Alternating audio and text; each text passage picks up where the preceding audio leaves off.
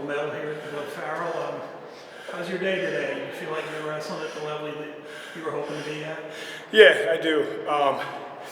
And it feels good to kind of be wrestling at a high level, especially given the past like 6.5 weeks I've had a splint on my hand and broke my hand here and tore my sagittal band here. And thankfully, doc said I wasn't gonna need surgery. Saw the ortho on Monday.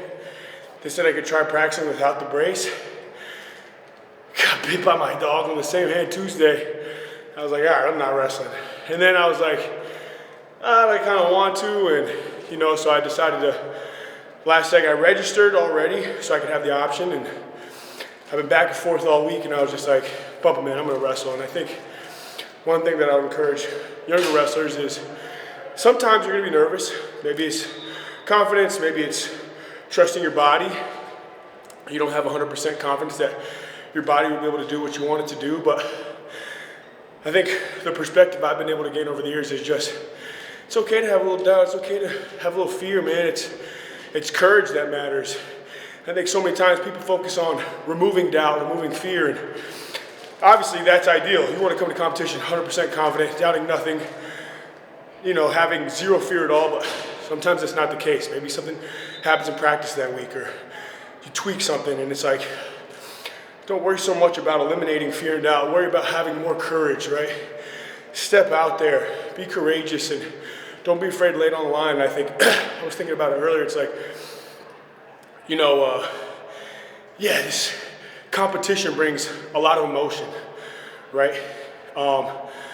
And the way I see it, regardless of what happens, is we're living, man. Imagine living life taking zero risk at all, feeling absolutely nothing, and it's like, we're doing something that inherently has risk. There's no guarantee that we're gonna perform the way we wanna perform. And just the fact that we're willing to take that risk with all the training that we've done and lay it all out on the line, regardless of what the outcome ends up being, it's living. It brings this mix of emotions that you can't replicate anywhere else. And I think for me, it's like competition it's fun, man. I love it. And I feel like when I get opportunities like this, I'm living life, man. And so, yeah, feel good. Well, you live life to get yourself in the trials, which is important. Right? Yeah. But you've ran into a bunch of little obstacles or big ones since your NCAA title. I mean, you've had a journey right now. Yeah. Right? You feel that that's made you a better man, a better wrestler?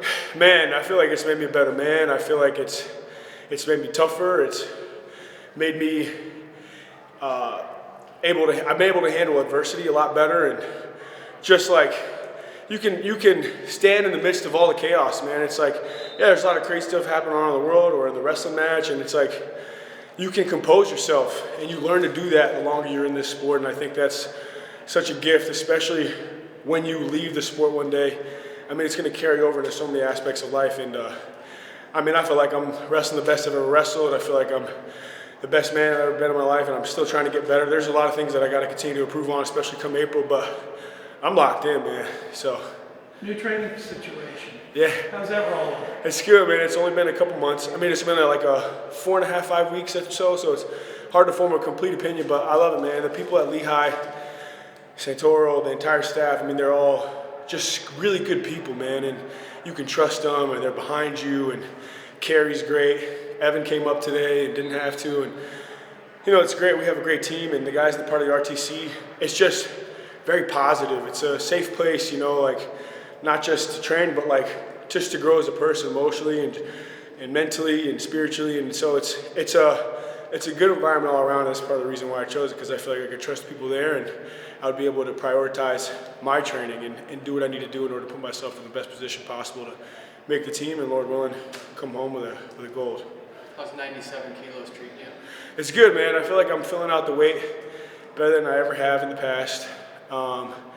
It's funny, I was at Worlds with Kyle, and we were laughing because I gained like 10 pounds in 3 days, and I was like, he was big. I was eating a lot of dessert. It was a free buffet, so I was eating dessert every meal basically. I was just living it up, and I was like kind of worried. I was like, ooh, I've tried to get heavier than 224, and I feel like I would plateau there. I was touching 228, almost 230 easy. So I was like, I don't know if this is good or bad, but. And what's funny is I made scratch today because I didn't know it was plus 2 kilos. So Someone else had that. I was like, you gotta be kidding me, man. I'm pretty sure Kerry told me, but I was so back and forth. I wasn't with whether or not I was gonna compete, and just kind of funny, man. But I'm liking it a lot. I enjoy it. I feel like I can be real athletic and I can maintain my strength. And I feel like the more gaining weight, the more muscle, I feel like it allows me like to utilize my athleticism a little more. So. And keep people from scoring, right? Yeah. When they get 0, you probably win. Yeah, it's true. Well, awesome. Congratulations. Yeah, thank you guys. It's awesome.